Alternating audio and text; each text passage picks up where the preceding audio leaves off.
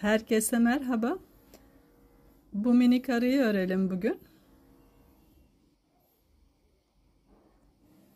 Malzemelerim çeşitli renklerde ipler, sarı, siyah, beyaz, pembe, dikmek için iğne, 2 numara tığ ve makas. Öncelikle şu pembe yanaklardan başlıyorum. Bunun için pembe ipten önce sihirli halka yapıyorum. Bir zincirle sabitledim. İçine 6 tane sık iğne yapacağım. İlmek kaydırma yapıp bitireceğim.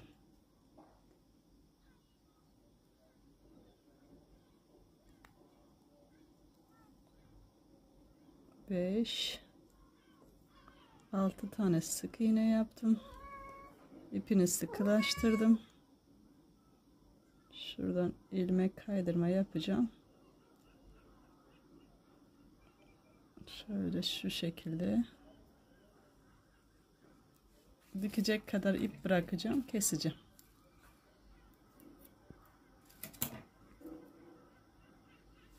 Daha önce de bir tane yapmıştım. Şöyle 2 tane pembe yanak.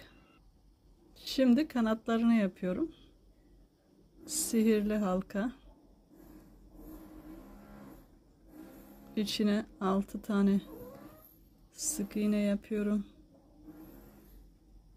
2 3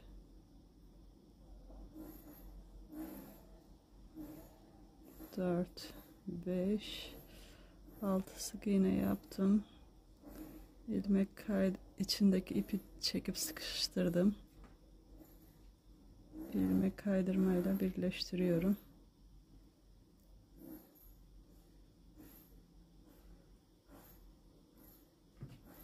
Bir üst sıraya zincirle geçiyorum. Her sık iğnenin tepesine çift batıyorum.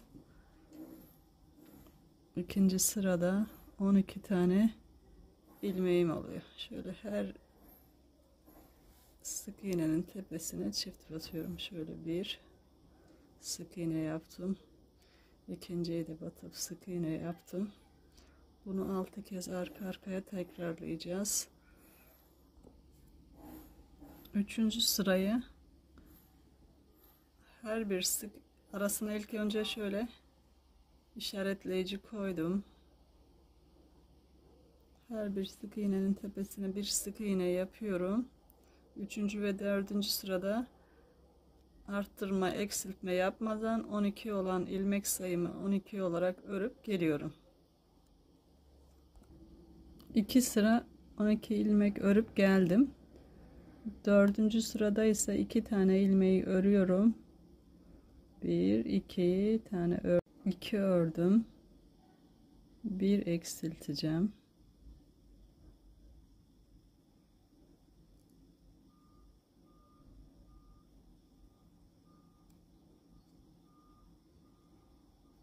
Tekrar 1 2 ördüm. 1 eksilteceğim.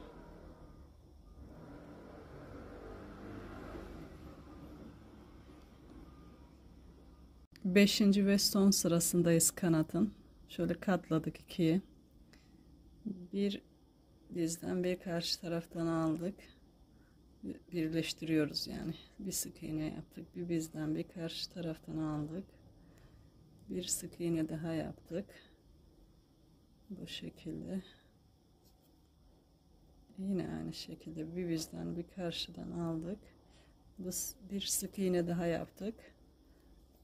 Dikmek için biraz ip bırakıp kesiyoruz.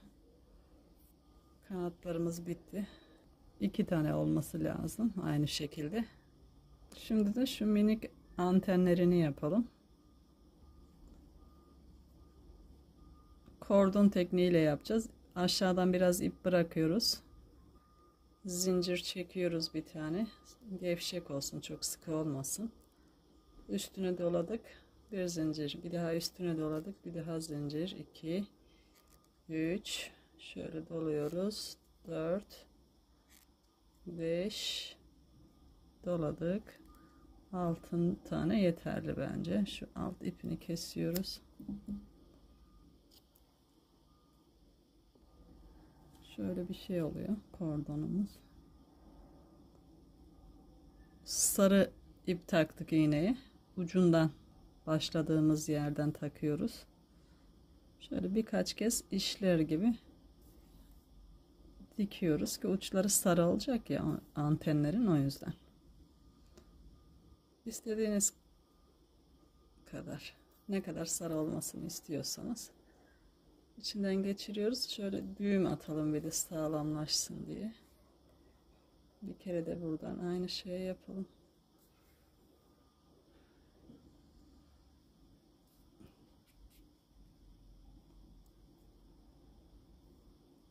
Şöyle içinden geçirelim.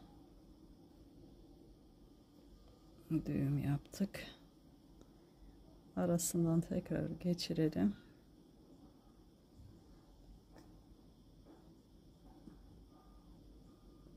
Bir kere daha yapalım. Şurası güzel olmamış. Şimdi düğüm yaparak yapalım ki sonra sökülmesin.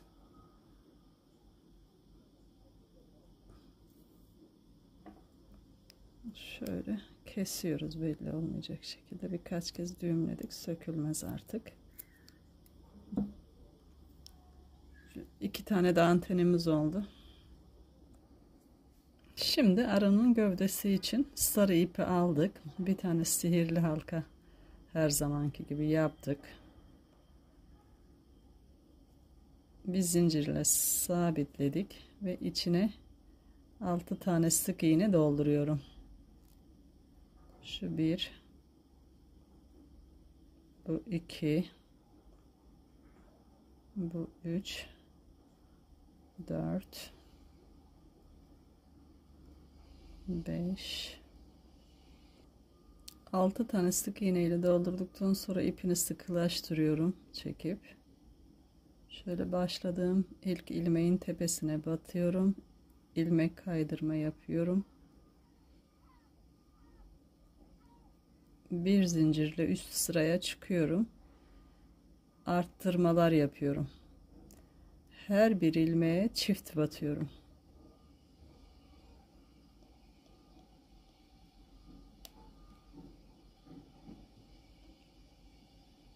Şöyle bir oldu. 6 kere yapacağız bu arttırmaları. Sıra sonunda 12 ilmeğimiz olacak.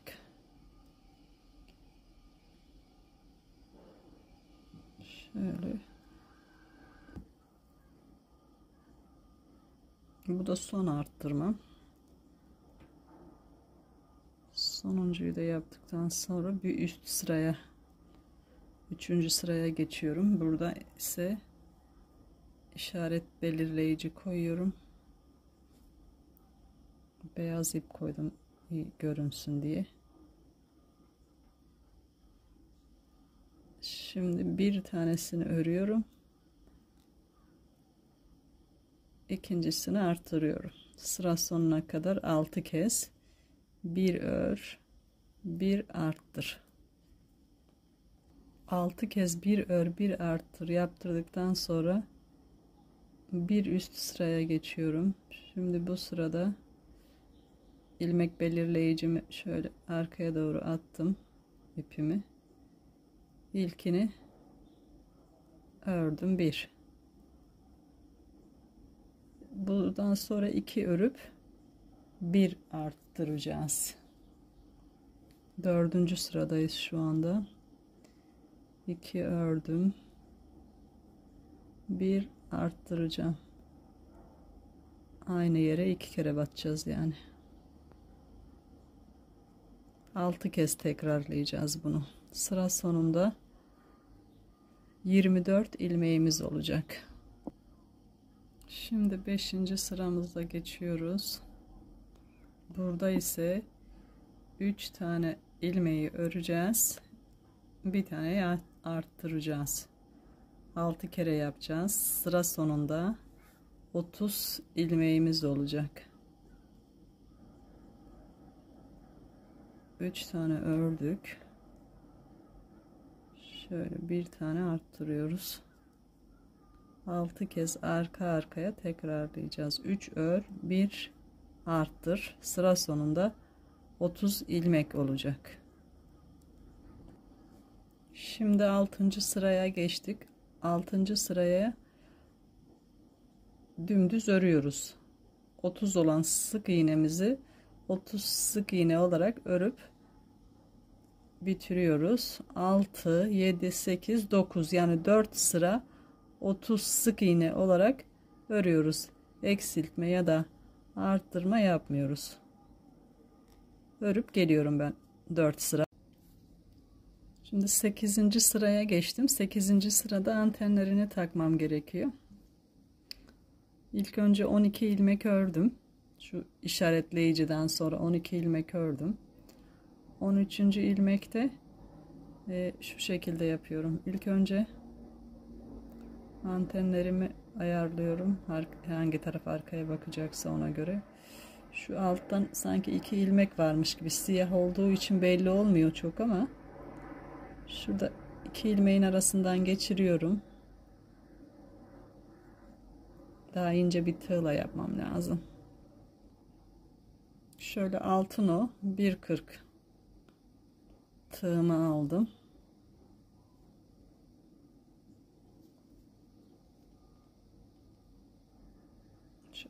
İpleri elimde tutuyorum aşağı doğru antenle birlikte. 2 tane ilmek var şu alt kısımlarda. İkisine de takıyorum tığımı. Sonra bir ilmek de ördüğüm arının kafasından alıyorum. Şu şekilde. Hepsini bir kere de sık iğne olarak örüyorum. Arada tekrar 1 2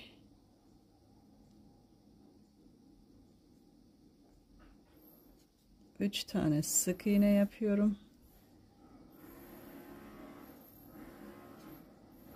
Şöyle bunlar arkada kalacak, sonra birlikte öreceğiz.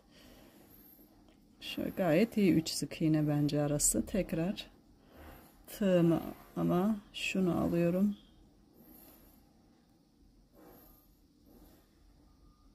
İki tane ilmek var şurasında. Bilmiyorum, görünmüyor siyah olduğu için. Şu alt kısımda.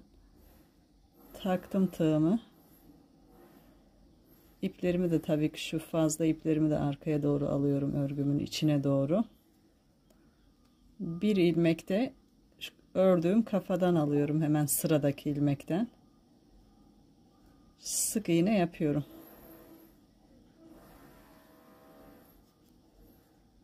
Sonra tekrar aynen örmeye devam ediyoruz sıra sonuna kadar. Şimdi 9. sıradayım. Her ilmeğin tepesine bir ilmek örerek geldim tekrar. Bu sırada 30 sık iğne olacak. Şimdi antenleri taktığım yere kadar geldim. Şimdi görüyorsunuz, aynı şekilde tepelerine birer sık iğne yaparak devam ediyoruz. Bir değişiklik yok. Bu birinci antenin üstünü ördüm. Aradaki 3 ilmeği öreceğim.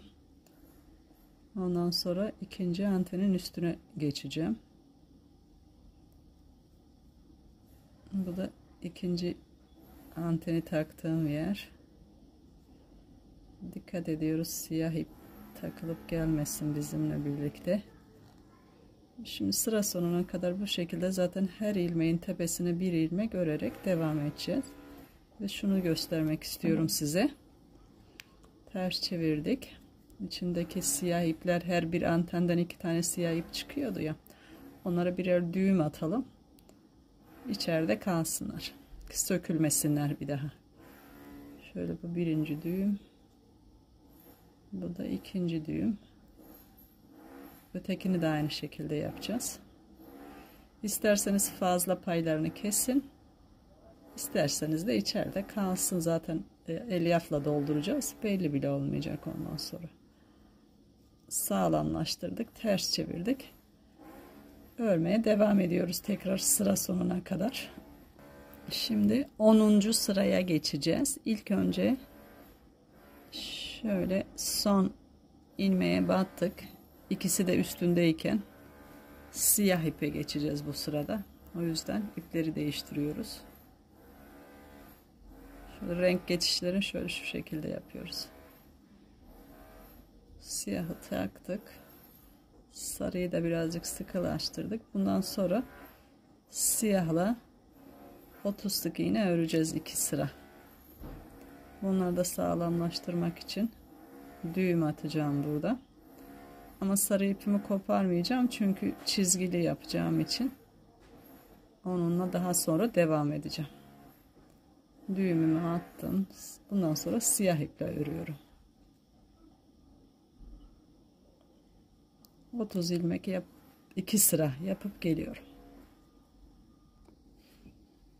2 sıra siyah iple 30 ilmek yaptım. Şimdi 12. sıraya geçeceğim. Son ilmeğimi bıraktım. Renk geçişini birlikte yapalım diye. Şöyle sıradaki son ilmeğe batırdım, çıkardım. Siyah ipimi bıraktım. Sarı ipimi aldım. Şöyle içinden geçirdim. Biraz sıkıştırıyoruz ki sonra çözülmesin. Sonra 2 sıra sarı ile 30 ilmek olarak öreceğim. Örüp geliyorum. 12. ve 13. sıraları sarı ile ördüm. Şimdi 14. sıraya geçiyorum. Siyah ipimi taktım.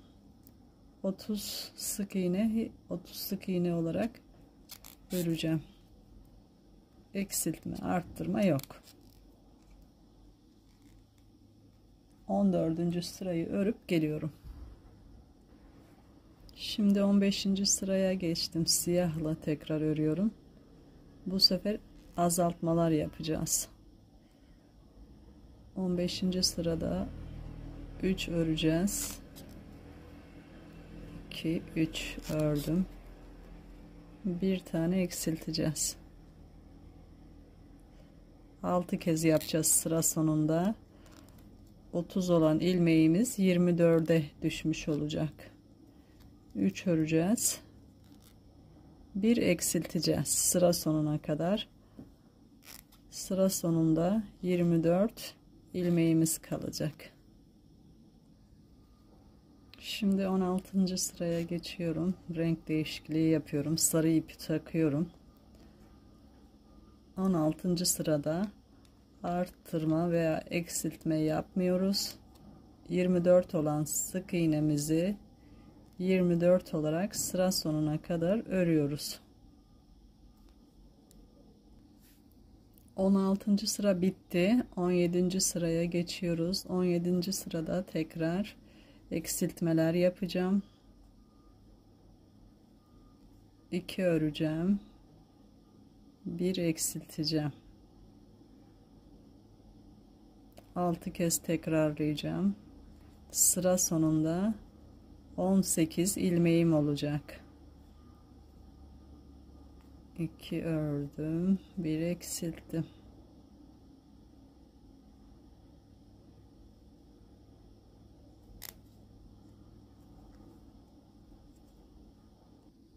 On 18. sırada renk geçişi yapıyoruz. Siyah ipi takıyorum.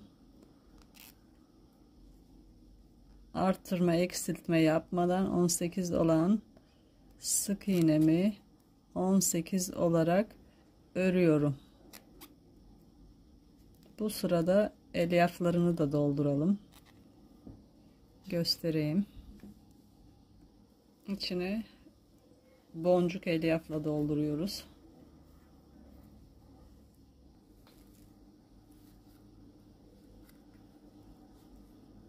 Şöyle yeterince doldurun. Çok sert de olmasın, yumuşak da olmasın. Sıramı da örüp geliyorum. Şimdi 19. sıraya geçtim. Tekrar siyahla devam ediyoruz. Eksiltmeler yapacağız burada da. 1 öreceğiz. 1 azaltacağız. 6 kere arka arkaya yapacağız bunu. Sıra sonunda 12 ilmeğim kalacak. 1 ör, 1 azalt. Şimdi sarı ipi takıyorum. Siyahı kopardım.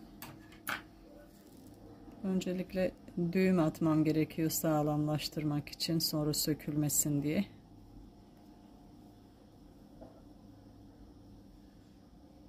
Şu siyah ip içeride kalacak. Şimdi bu sırada eksiltme, arttırma. Şimdi 20. sıraya geçtim.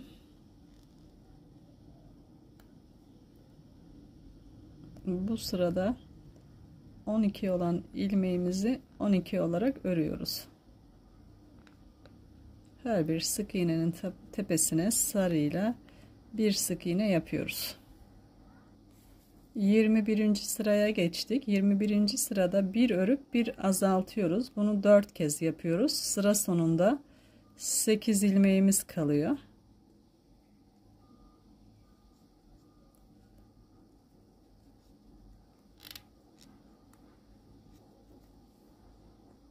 Şimdi 22. ve son sıraya geçtik. Burada da bir örüyoruz, bir azaltıyoruz. Ondan sonra ipimizi kesiyoruz.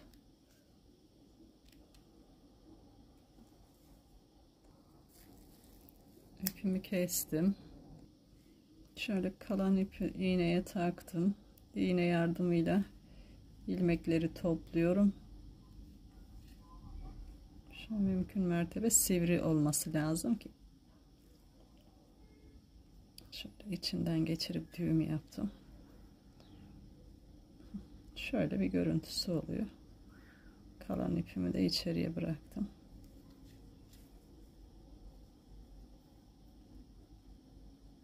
Şu fazlalığı da keseceğim.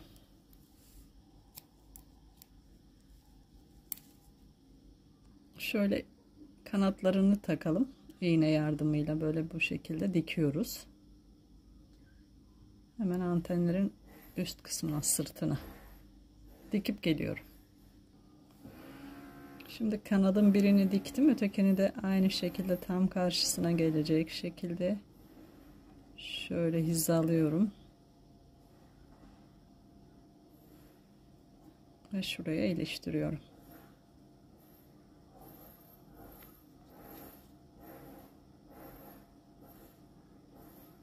Bir kanattan bir tane arının gövdesinden alıyorum. Şu şekilde iyice sağlamlaştırıp iplerimi içeriye doğru saklıyorum.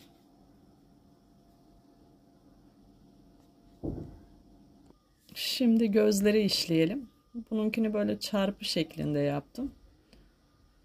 Bunun da şöyle şu şekilde elime aldım. Kanatlarını dikmiştim zaten. Antenlerini şöyle havaya kaldırdım. Hizaladım. Antenlerin biraz şuralara falan yapacağım, aşağı yukarı. İpimi şuradan taktım. Şöyle çıkardım.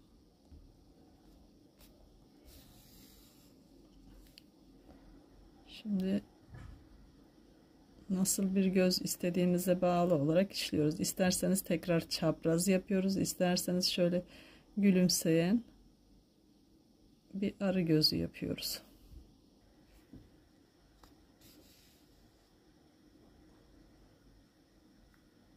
Şöyle şu antenin 1-2 sıra altına battım. Bunun da 1 alt sırasına batacağım. Şöyle 2 şeye atlayarak ilmek tekrar geldiğim yerden geri çıkacağım. Şöyle bu da böyle oldu. Böyle hafif sanki yumuk gözlü gibi.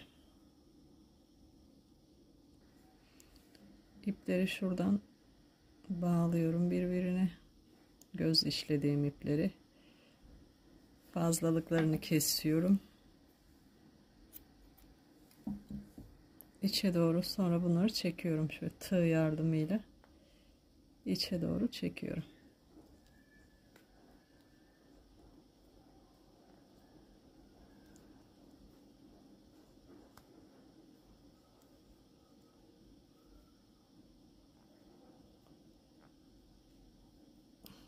Şöyle şimdi yanaklarını dikeceğim.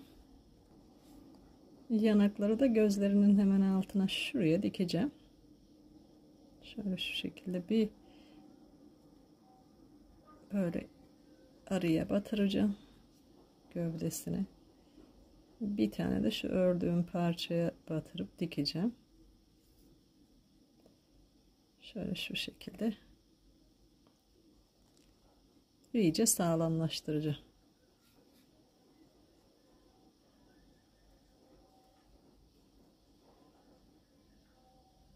Şu parçayı da içe doğru saklayacağım. Yanaklarını da diktim. Şöyle şu şekilde ponçik bir ara oldu. Yapacak olanlara şimdiden kolay gelsin. Takıldığınız bir yer olursa yorumlarda sorarsanız seve seve yanıtlarım. Beni takip etmeyi, videomu beğenmeyi unutmayın. Hoşça kalın.